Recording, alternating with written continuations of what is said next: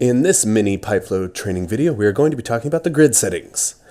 Over here, we can see all of the options that we have here, the first of which is grid type. There's two options. The default is the orthogonal view, but if we quickly change this to the other view, isometric, and update the flow sheet, we can see we have an almost 3D effect, and this helps you just visualize elevation and just get a different peek at your model, which can be useful.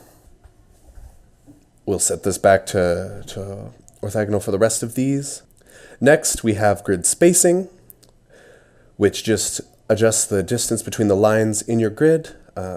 There's three options: fine, standard, and then coarse. And these are useful once we get to the snap to grid feature. But before we get there, we have the show grid, which simply turns the grid on and off in the view.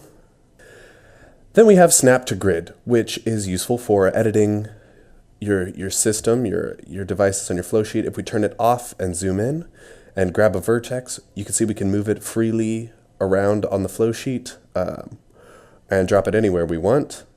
I'll just quickly undo this. But if we turn snap to grid on and grab that vertex, you can see it instantly snaps to where the lines intersect on the grid. And this is where the grid spacing comes in really handy.